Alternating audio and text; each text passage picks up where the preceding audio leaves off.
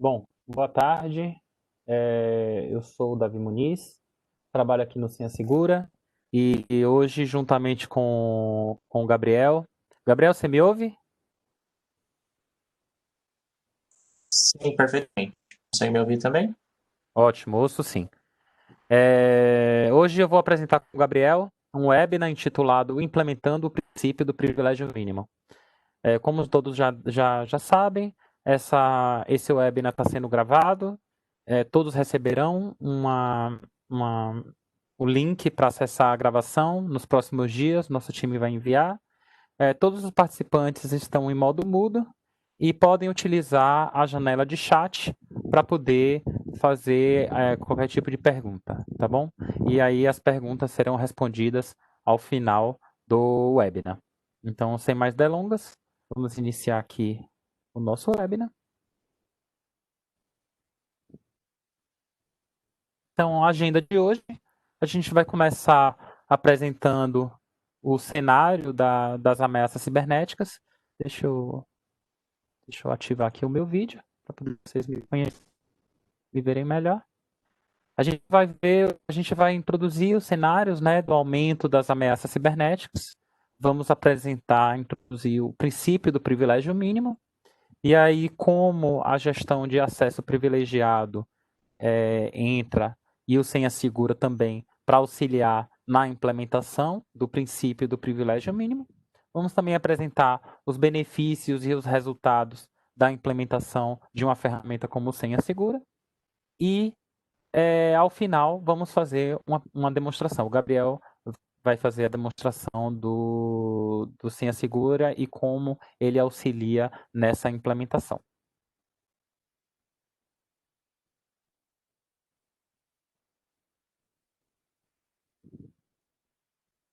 Próximo slide.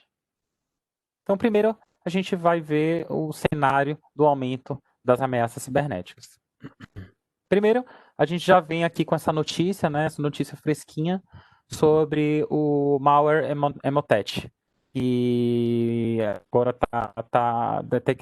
tem atingido principalmente os Estados Unidos.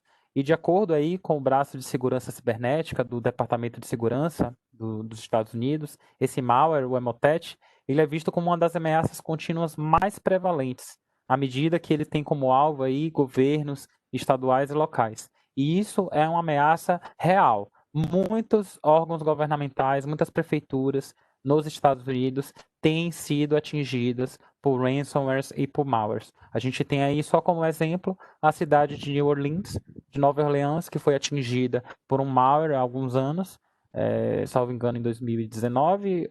E a gente tem também Baltimore, que é outra cidade também grande, americana, que foi atingida por malwares.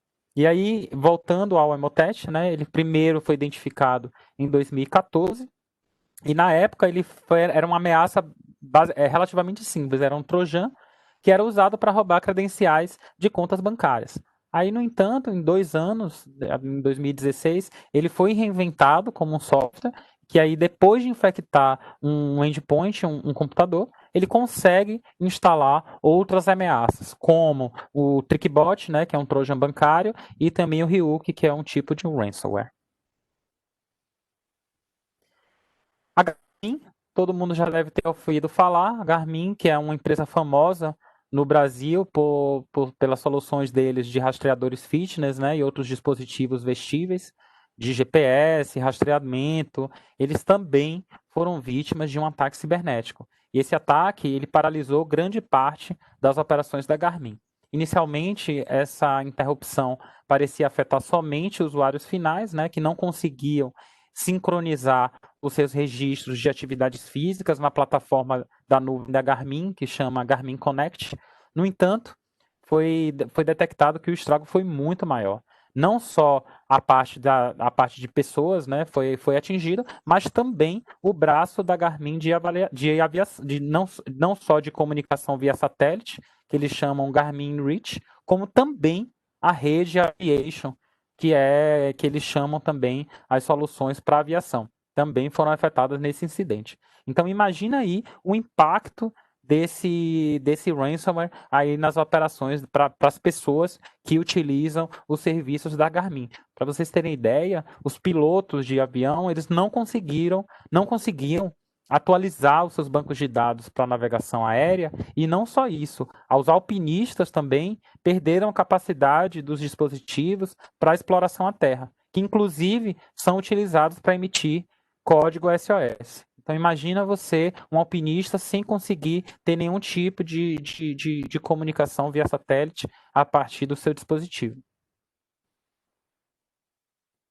Aqui, isso tudo, ó, a gente está vendo que são coisas recentes. Então, julho foi da Garmin, o Emotet agora em outubro, e a gente tem o Banco Estado, né, que é um dos maiores bancos chilenos, é o maior banco estatal chileno, que eles tiveram que simplesmente fechar todas as agências deles depois de um ataque cibernético, que isso aconteceu aí no nosso feriado, né, de 7 de setembro, ali no dia 6, parece que no dia 5, e aí foi identificado no dia 6, e aí logo na segunda-feira eles planejavam abrir as agências e atender o público de forma limitada.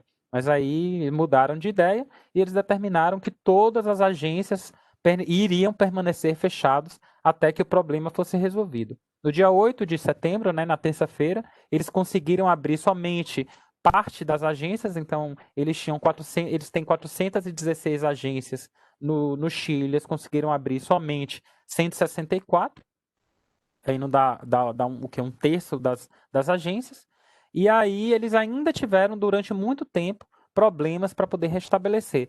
E aí inutilizou esse ataque, atingiu mais ou menos 15 mil endpoints, 15 mil computadores. Só para vocês terem uma ideia do impacto disso para os clientes do Banco Estado, eles possuem 13 milhões de clientes. E aí, em nota, o banco informou que, embora algumas plataformas, né, possam apresentar interrupções, eles tinham a parte dos caixas eletrônicos e das agências, eles também interromperam operações de outros ramos. E eles, lembrando que eles também já tinham já tinham visto tentativas de fraude, mas que esse, inclusive, o maior ataque cibernético ocorrido no país. Imagina o impacto de 13 milhões de clientes não conseguirem simplesmente realizar algumas operações através do banco. Aqui no Brasil, já trazendo aqui para o nosso universo, a gente teve a Braskem, que foi atacada por um ransomware, e eles tiveram que declarar força maior. Nesse caso, o impacto deles foi uma redução de aproximadamente 45% no volume de faturamento. Então, olha o impacto aí de perda de receita para eles.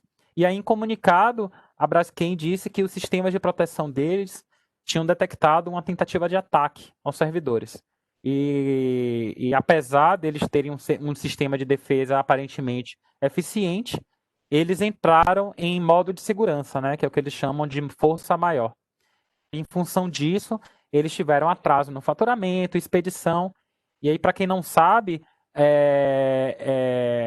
a Braskem é a maior química das Américas, em produção de resina, na verdade. Então, olha o impacto disso aí. Isso aqui é outubro, novo. Então, se a gente. Todas essas notícias aí, é tudo fresquinho. Tudo está acontecendo agora.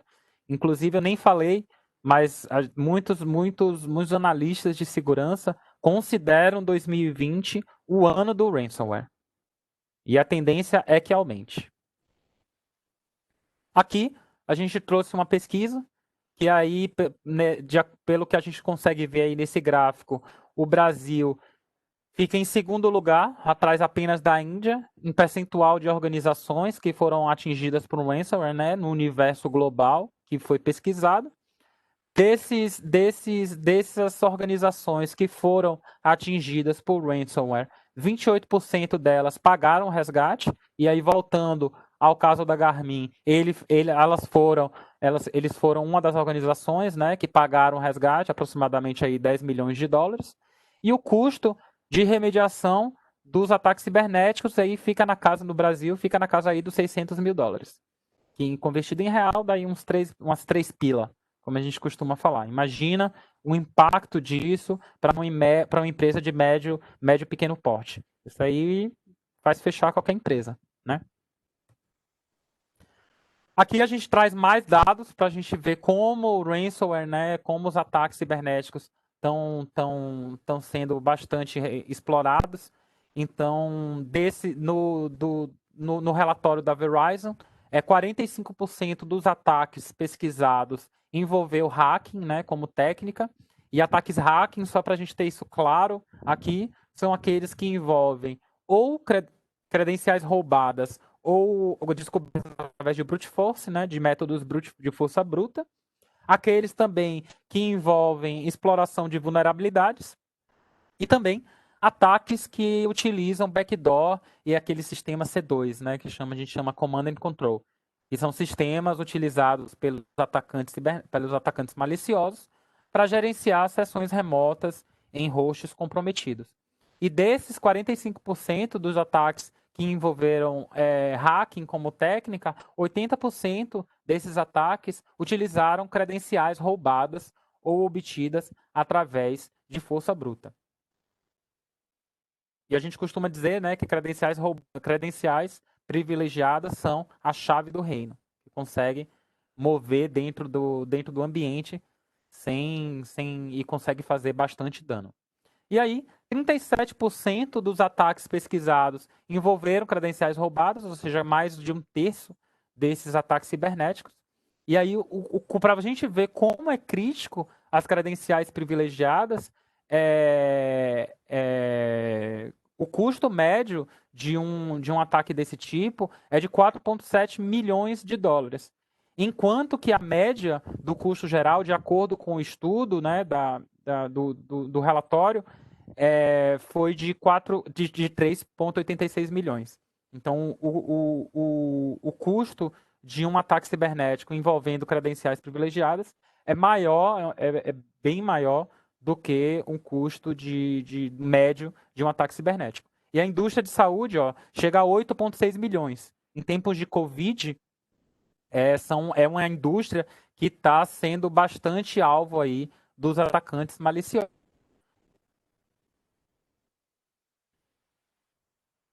E aí, a gente falando de Covid, né, que não só a gente falou da área de saúde, agora trazendo os riscos associados à pandemia, né? Com a pandemia, a gente teve um movimento de migração para os modelos remotos, então a gente tem um aumento de usuários conectados remotamente. A gente tem muitas vezes os equipamentos também que eles utilizam, né? A adoção do Bring Your Own Device, que é onde eles utilizam máquinas próprias, né, que muitas vezes não são homologados pelos times de segurança.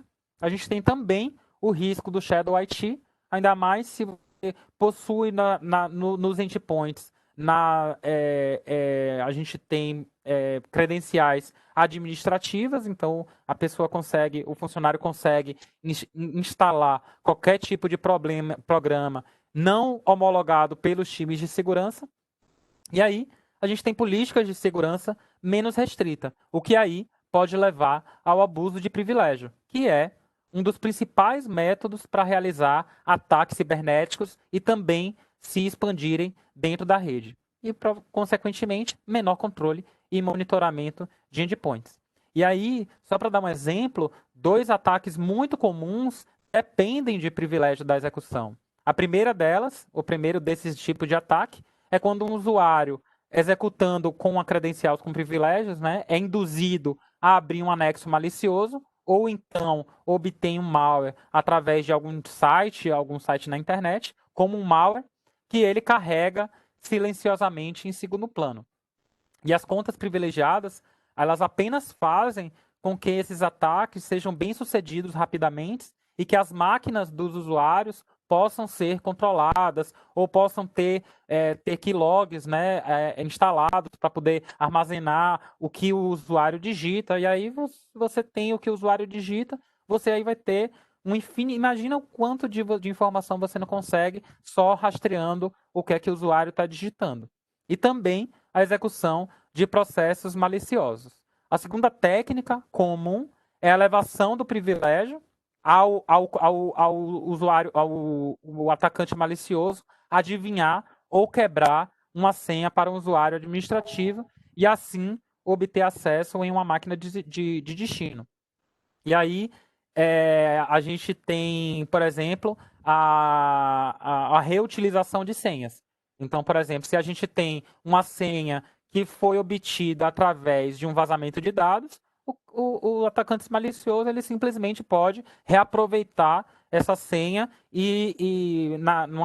numa conta corporativa, de e-mail, e isso através de engenharia social não é muito difícil de fazer. Especialmente aí se a política também contando que a política de senha for fraca, e aí o risco aumenta ainda mais. A gente tem também, nesse cenário, né, as ameaças internas. Então, eu gosto sempre de trazer o exemplo do Snowden, e ele é um dos insiders que a gente chama também de insider threats, né? Ele é um dos insiders mais conhecidos, né, que a gente ouviu falar já. Lógico que eu não vou entrar aqui no mérito da validade, se foi legítimo ou não, se o que o Snowden fez, mas de qualquer maneira foi um insider threat que vazou dados que não eram para ter sido vazados. E a gente tem aí um acesso legítimo, né? O Snowden ele tinha o acesso autorizado, mas ele usou indevidamente esse acesso para executar ações tidas como maliciosas. E aí, no mundo de insiders, a gente tem os novos modelos baseados em Zero Trust. E aí, com a pandemia, né, com a eliminação do perímetro de segurança, empurrou todas as empresas para as redes baseadas em Zero Trust. E aí, essa pesquisa da Forrester mostra a tendência acelerada, né, pelo home office na pandemia. De acordo aí com essa pesquisa da Forrester, 52% dos entrevistados indicaram que a pandemia de Covid, né, causou uma mudança no modelo de trabalho distribuído. Além disso, a Covid-19 também abriu uma nova superfície de ataque para vários atores de ameaça. 58%, de acordo com esse estudo da Forrester, 58% de todas as empresas enfrentaram violações de dados ou aumento na tentativa de phishing. Nesse caso de tentativa de phishing, esse número foi de 55%. E ataques de ransomware afetaram aí quase um terço dos entrevistados, 29%. E aí a gente tem a conformidade, né, com as leis de proteção de dados. A gente tem visto uma adesão dos governos em legislações de proteção de dados. Eu só trouxe aqui dois exemplos. Lógico que a gente pode falar da CCPA na Califórnia, né, que é uma legislação específica para aquele estado. Mas a gente trazendo aí dois exemplos clássicos, a LGPD, que é aqui no Brasil, que é baseada na GDPR europeia, e as multas elas podem chegar na LGPD a 2% do faturamento ou 50 milhões de reais, o que for menor. No caso da GDPR já é o contrário, é 2% do faturamento ou 10 milhões de euros, o que for maior. Tanto que a autoridade a autoridade de proteção de dados, né, o equivalente aí à NPD prevista na LGPD, ela queria multar a British Airways em mais de 100 milhões de euros. Quase aí em Libra, acho que dava o equivalente, né, em Libra, mas o equivalente em euros, eles queriam multar eles em mais de 100 milhões. E aí acho que semana passada saiu a notícia de que a multa ia ser bem menor do que aquilo. Acho que ficou na casa das 2 dezenas de milhões de euros. E aí a gente está falando não só de legislações, mas a gente está falando também de frameworks, de regulamentações. Eu estou trazendo duas aqui que eu acho que são bem importantes. A gente tem primeiro os SysControls, que são controles do SANS Institute, né, que eles trazem 20 controles associados à segurança cibernética. E a gente está vendo aí no destaque o controle 4, que é o uso controlado de privilégios administrativos. Então, para vocês verem como as credenciais privilegiadas são importantes, como elas são alvos fáceis e qual o dano dela que elas podem causar, eles foram considerados como um controle dentro do syscontrols. E não só isso, em tempos de pandemia de Covid-19, e aí o que eu tenho visto é que as organizações de saúde, elas não têm se preocupado muito com segurança cibernética, elas têm baixa maturidade em segurança cibernética, mas ao mesmo tempo a gente tem visto um aumento da procura de organizações de saúde para alcançar maior maturidade em segurança cibernética. E a gente tem a IPA, que é uma regulação específica para a área de saúde. Eu não sei se tem alguém aqui da área de saúde, mas a IPA, ela rege organizações de saúde, né, hospitais, clínicas, enfim. E essa seção 64308 da IPA, ela diz que os direitos e privilégios eles devem ser concedidos a usuários autorizados com base em um conjunto de regras de acesso que a entidade coberta, ou seja, a organização, é obrigada a implementar. Tá, mas aí tá, Davi, mas eu sou uma pequena e média empresa. Como é que isso aí vai me afetar? Olha, nesses novos tempos agora, as grandes organizações, pelo que eu tenho, pelo que a gente tem visto, elas têm maior maturidade. Então, elas têm áreas de segurança, elas têm orçamentos de segurança. As pequenas e médias empresas não, têm baixa maturidade em segurança da informação. E aí, segundo pesquisa, indica que 60% das pequenas e médias empresas encerraram as suas atividades em até 6 meses após um cyberataque. Então, a gente viu mais cedo, né, o custo de um ataque cibernético, que chega aí a US$ 600 mil, então afeta diretamente a continuidade do negócio de pequenas e médias empresas. E para a gente ver aí o percentual dessas empresas que foram vítimas de ataques cibernéticos, chegou quase também a um terço. Chega a 28% dos ataques cibernéticos envolveram pequenas e médias empresas. Então, os atacantes, eles estão mudando o alvo, ou estão adicionando também, né, a esses alvos, as pequenas e médias empresas, porque são vítimas fáceis, apesar de o retorno talvez não ser tão grande, mas a certeza de que o ambiente não está sendo devidamente protegido, ele é muito maior. Depois da gente trazer todo esse cenário, né, das ameaças cibernéticas, do aumento das ameaças cibernéticas, a gente vai agora introduzir e explicar o princípio do privilégio mínimo. E aí alguns cenários comuns é onde você tem um usuário que ele utiliza os privilégios de administrador, né, para instalar software, executar aplicações, realizar tarefas do Windows, e mesmo que o usuário não tenha privilégio de administrador, né, que ele tenha privilégio de usuário, ele vai precisar, por exemplo, abrir um chamado no helpdesk, se ele quiser, por exemplo, instalar um software. Então, se ele quiser agora instalar o software, ele vai ter que abrir o chamado, esperar. Então, talvez a produtividade dele seja afetada. Ele só consiga ter o software instalado, talvez amanhã, ou sexta-feira, ou quiçá semana que vem. E que quando o usuário, né, voltando a quando o usuário tem privilégios de administrador, você tem aí aumento da superfície de ataque e aumento dos riscos de negócio, porque você vai ter um usuário constantemente com o privilégio de administrador. E a gente viu mais cedo que o atacante malicioso ele pode utilizar os privilégios, né, desse usuário para realizar ataques, que é exatamente o próximo. O atacante aí ele vai realizar um ataque para roubar credenciais privilegiadas e obter acesso indevido ao dispositivo, e ele consegue se mover lateralmente, ou através do keylog, ou através ou através de outros meios. Ele consegue acessar servidores. E aí, se ele acessar, por exemplo, um domain controller, como é que fica? Imagina o impacto disso para uma empresa se o atacante conseguir se mover lateralmente e atingir, por exemplo, um controlador de domínio, ou um servidor de AD, por exemplo. Olha o impacto que isso traz dentro da organização. E aí o tempo médio, e aí ele consegue se mover lateralmente aí, ó, indefinidamente. O tempo médio que pesquisado é de 280 dias. Então o atacante ele fica quase um ano navegando pela sua infraestrutura sem ser detectado pelo seu time de segurança. E isso quando tem um time de segurança responsável, né?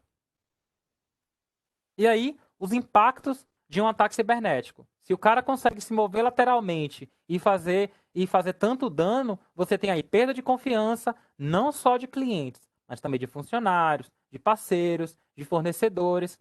A gente viu mais cedo falando sobre as legislações de proteção de dados, que estão sendo cada vez mais duras. Então a gente tem sanções nesse caso, perda de receita, no caso da Braskem 45%, aumento de custos operacionais, que você vai precisar mobilizar sua força de trabalho para poder conter esse ataque cibernético e, logicamente, continuidade do negócio. E aí, você me pergunta, tá bom, o que é que eu faço? Primeiro passo, um dos passos, né, lógico, é você implementar os controles previstos no SysControls. E aí, trazendo o controle 4 do SysControls, que é o uso controlado de privilégios administrativos, a gente tem esses 4 subcontroles. Manter o inventário das contas administrativas, alterar as senhas padrão, assegurar que as contas administrativas sejam dedicadas, né? Utilizar senhas únicas, múltiplo fator de autenticação, utilizar o workstation, todas as tarefas que forem administrativas, elas devem utilizar workstation dedicadas, ferramenta de scripting também deve ser controlado, e aí a gente fala PowerShell, Python, por exemplo, que são ferramentas desse tipo, registrar em log toda a parte de log, de registro das mudanças que ocorrem, tanto de grupos quanto qualquer login em conta de administrador, que devem ser notificadas ao pessoal de SOC, ao pessoal de monitoramento.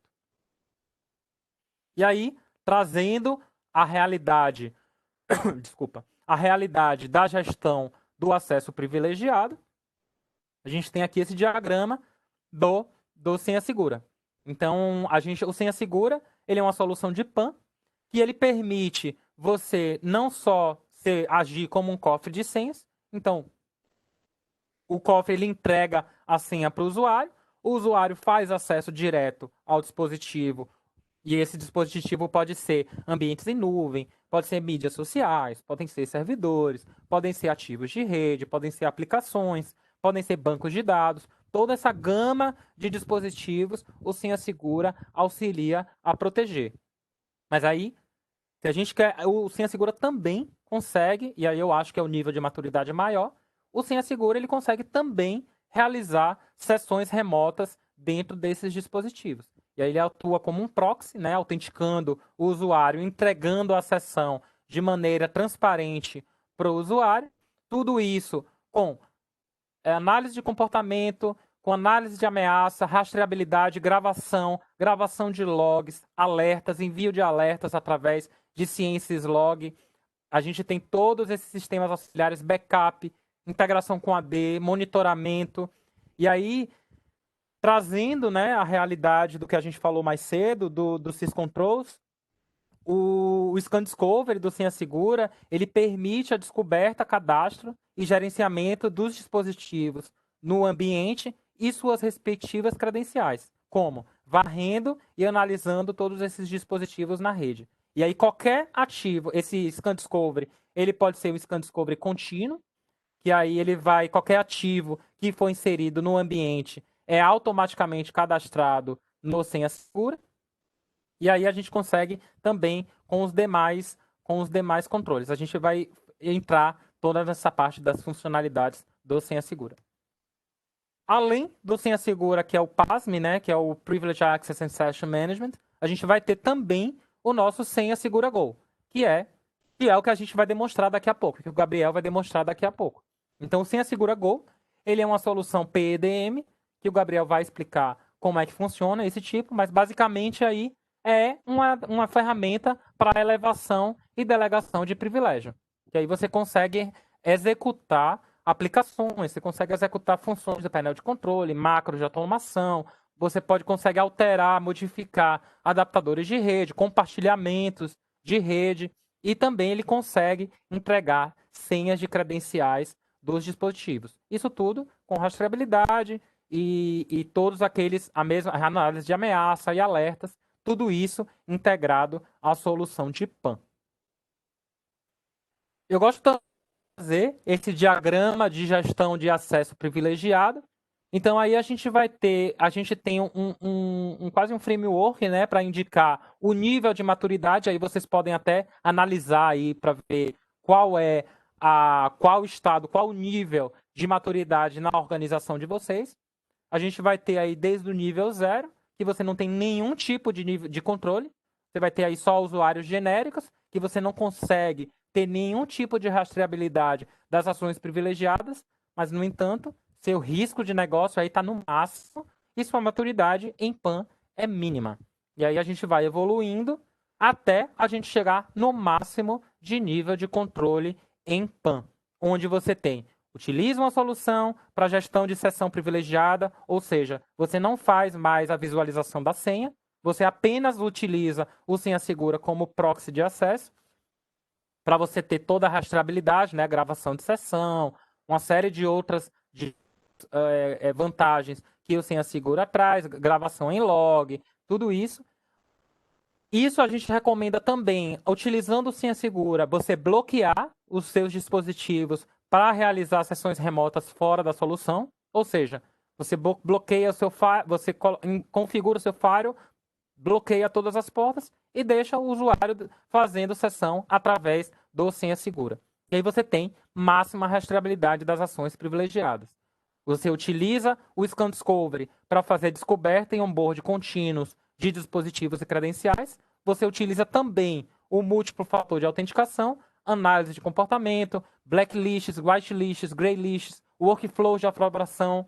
O workflow de aprovação do Senha Segura são um dos melhores do mercado. A gente oferece até 3 níveis de hierárquicos para serem configurados pelos aprovadores, né? Então você pode ter até 3 níveis gerenciais de aprovação, o que traz uma granularidade e aderência máxima às políticas de segurança de qualquer organização.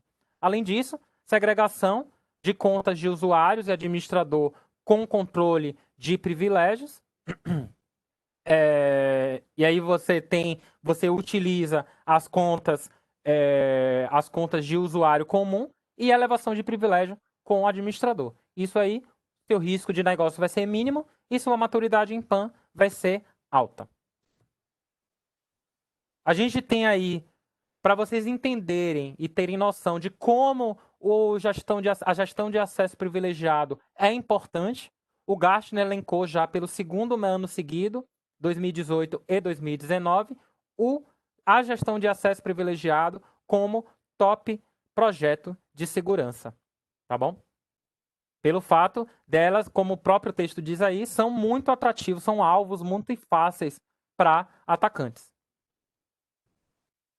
E aí a gente já trouxe toda a parte de PAN, né? Agora que a gente está ciente do que é uma solução de PAN como senha segura, a gente vai explicar agora como senha segura auxilia a implementar o princípio do privilégio mínimo.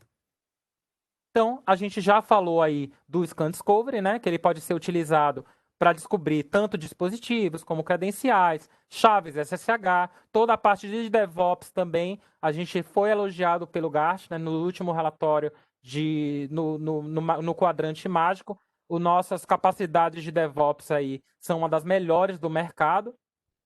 A gente não só faz a gestão de credenciais, mas a gente também gerencia certificados digitais. E nós somos a única solução de PAN que tem uma solução de certificados digitais já incorporada à solução de PAN.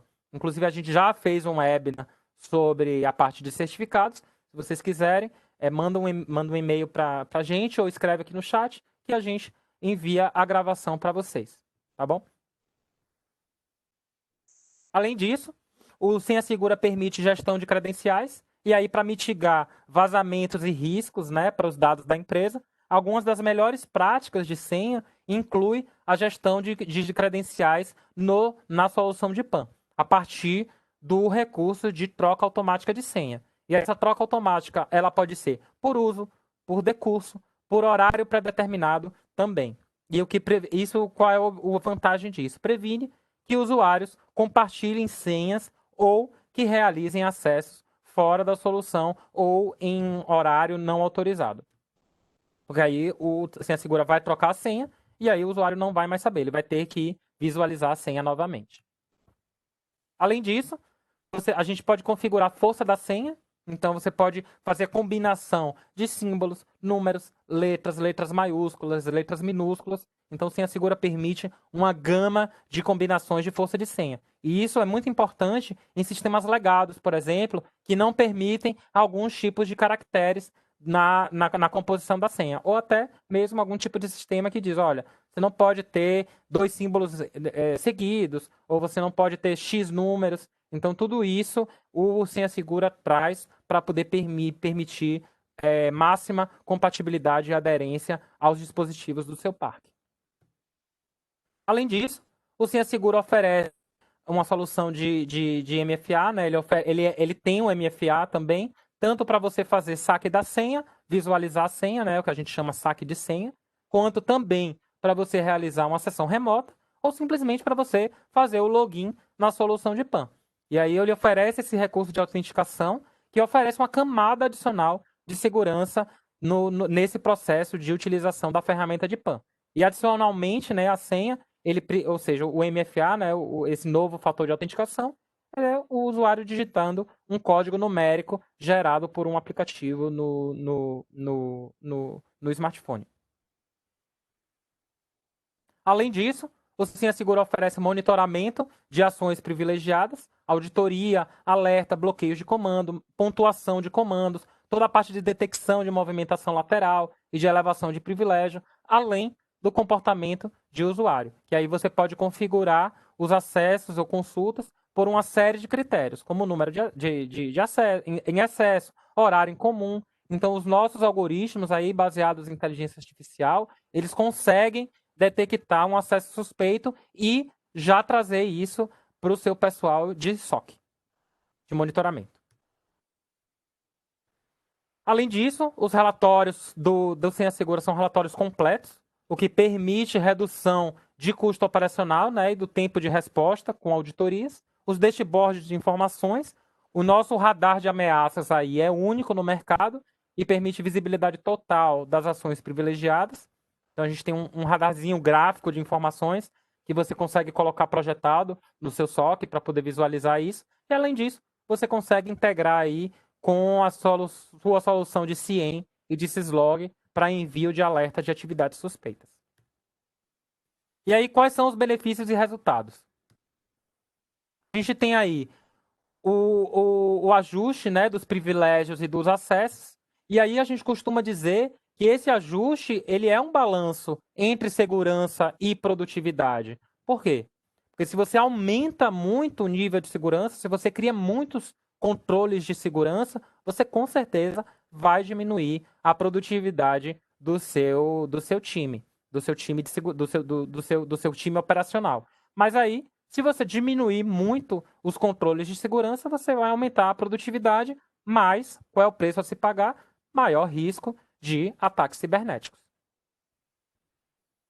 E aí, finalizando, a gente tem aí conformidade, né, com regulações, com LGPD, com GDPR, com syscontrols, com IPA, com PCI, com SOX, todas essas regulações que envolvem também e que abordam privilégios de usuários, a gente consegue trazer, auxiliar, né, a sua organização a ter conformidade com essas regulações. E aí, implementar, finalmente, né, o princípio do privilégio mínimo.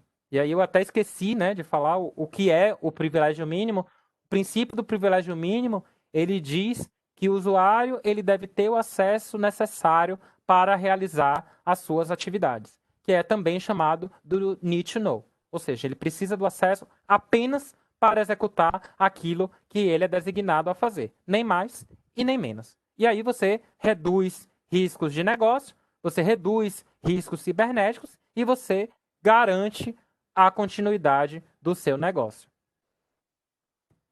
E aí agora a gente vai apresentar uma demonstração. Aí eu vou passar o controle ao Gabriel e ele agora vai conseguir fazer a demonstração.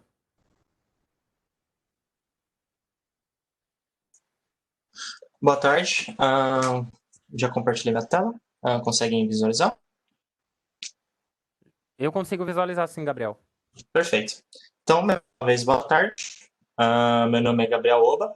Eu sou analista do Sim Segura e faço parte do time de produtos.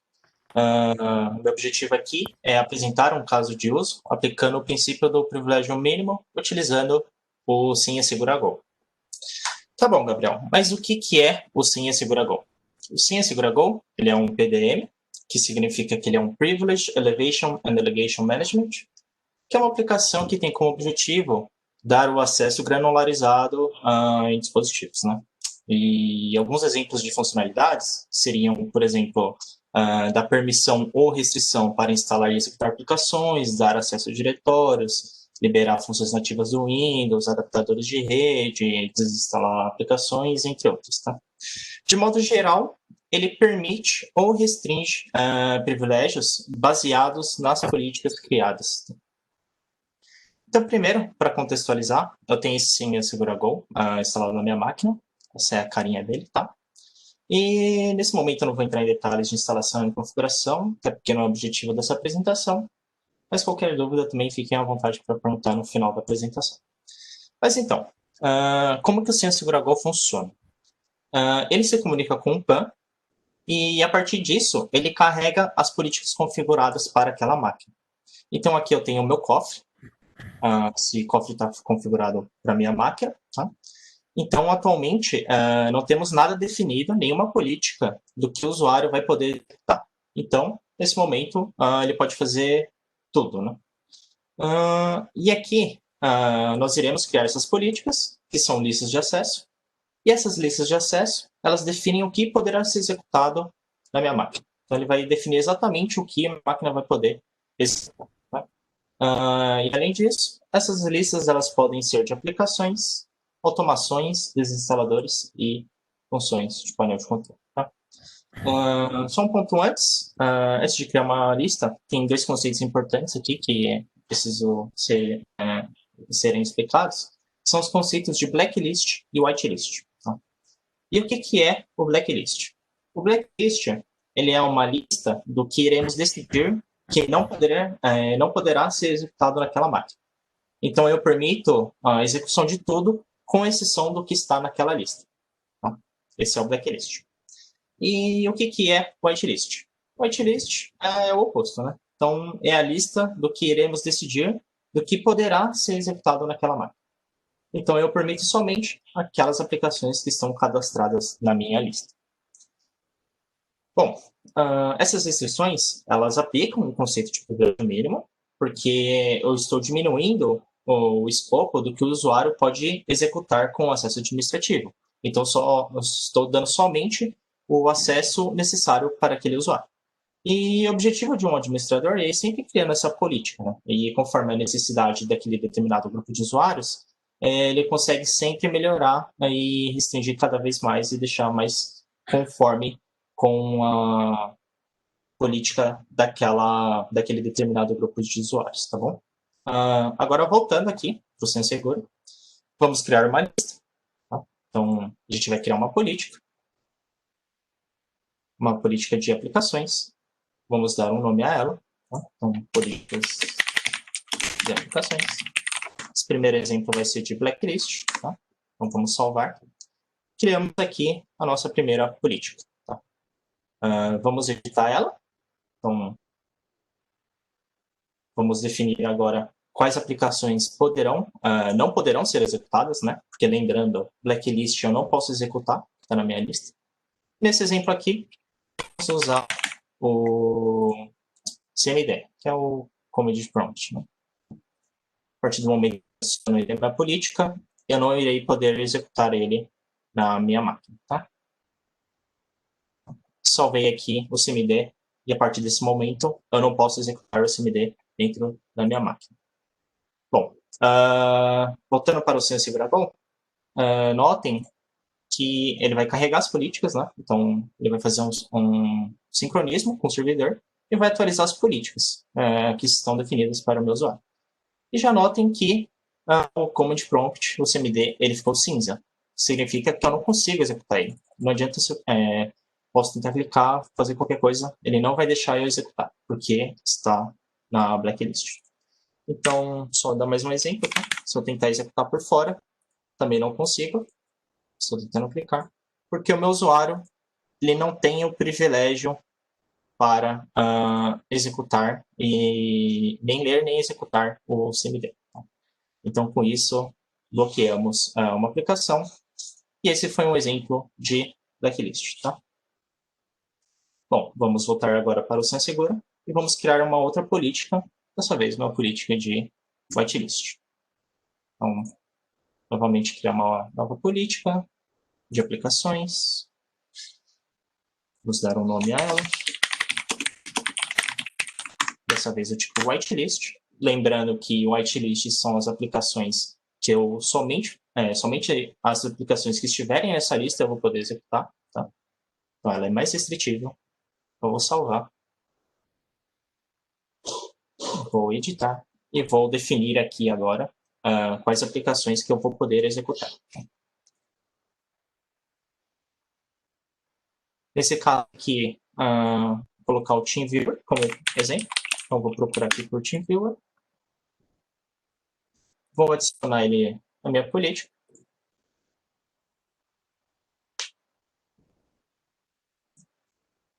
E salvei.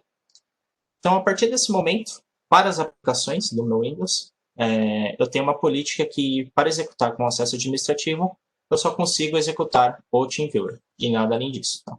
Então, se eu vier aqui de novo no meu Senha Segura Go, se eu tentar executar alguma coisa aqui, ele não vai deixar. Porque o license, nesse caso, essa aplicação, ela não está na minha whitelist. Né? Então, se a gente visualizar aqui agora, se a gente até atualizar, ele vai trazer tudo em cinza, com exceção de uma única aplicação, que é a aplicação que nós cadastramos, que nesse caso é o TeamViewer. Tá? Então, o TeamViewer está aqui, eu consigo executar.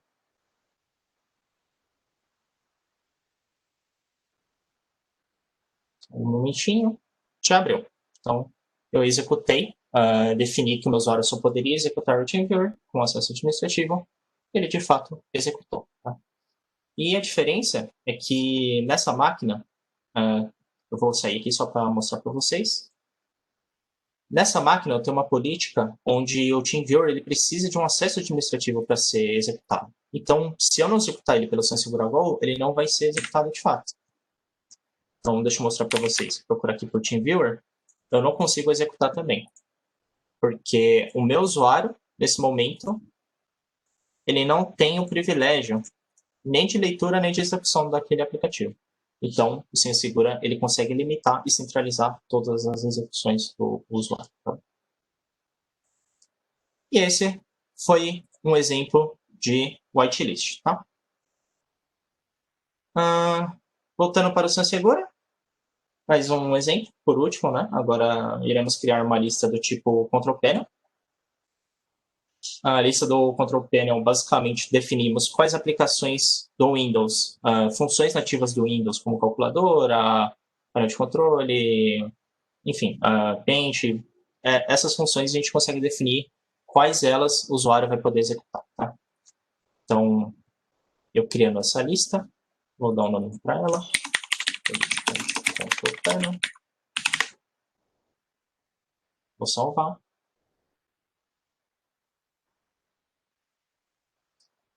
Vamos editar ela e adicionar uma funcionalidade. Tá? Então, nesse caso, eu vou pegar aqui a data e hora. Deixa eu só filtrar aqui e adicionar ela na política. Adicionei a data e hora na minha política. Então, a partir desse momento, lembrando que isso é uma whitelist, tá?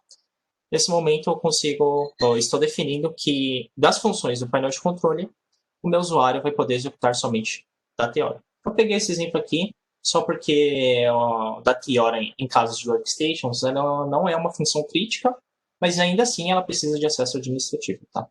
Então, eu vou adicionar aqui na política. Salvar. Pronto. Então, eu vou voltar aqui no meu SenSegura Go Lembrando que ele sempre vai atualizando as minhas políticas. E percebam que eu já não posso executar mais nada. Se eu tentasse executar antes ali também, de atualizar, não teria problema, porque ele ia restringir a aplicação. E aqui eu tenho o Dateora. Então, se eu clicar aqui para executar o Dateora, em alguns momentos ele vai abrir aqui. Então, ele abriu aqui, de fato, a função Dateora do Windows, onde tem esses, onde que dentro das aplicações, quando tem esse escudinho aqui, significa que a aplicação precisa de acesso administrativo. Se eu clicar aqui, pronto, abriu. Eu consigo, de fato, fazer as alterações aqui que eu desejar. Então, alterei aqui, por exemplo, a hora. Vou voltar agora para o dia 22. Tudo bem, a hora está certa, a data está certa.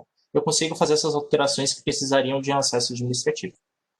Só mais uma vez, se eu tentar executar por fora, vir aqui em data hora. Eu vou clicar aqui, eu não sei se vai aparecer para vocês, mas ele vai abrir aquele prompt do AC, do Windows, que é onde ele pede uma credencial administrativa. E nesse caso, como o Senha Segura abstrai a credencial, ou Senha Segura Go, né? Ele não faz com que o usuário não precise saber da senha administrativa para executar as aplicações. Então, nesse caso, a gente não vai conseguir executar. Porque se eu clicar aqui, ele vai abrir o prompt, eu não vou ter a senha e eu não vou conseguir executar. É basicamente isso. Esse foi um exemplo de política de painel de controle, tá? Bom, finalizando, mas tá bom, Gabriel. Qual que é o grande ganho de tudo isso, né? Segundo a própria Microsoft, 67% das falhas de segurança nas workstations elas poderiam ser mitigadas com a retirada dos privilégios administrativos dos usuários. E com isso, a gente consegue evitar, por exemplo, as execuções do ransomware, que o Davi citou. Claro, a gente tem que configurar essa política corretamente, mas o Senha Segura, nesse caso, ele consegue evitar um vazamento de dados, onde todos esses dados da rede eles seriam criptografados e para você recuperar, teria que pagar um resgate astronômico na casa dos 3 milhões de reais, né, na conversão, que nem o Davi comentou. Então, assim, é um valor muito alto.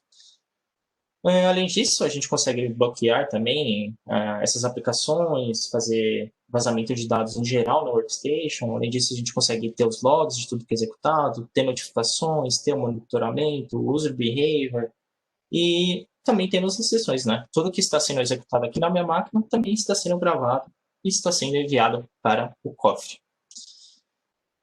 Bom, esse foi um exemplo de implantação de conceito de privilégio mínimo utilizando o SeguraGo. E podemos voltar para o Davi. Show. Compartilhamento. Davi pode assumir novamente.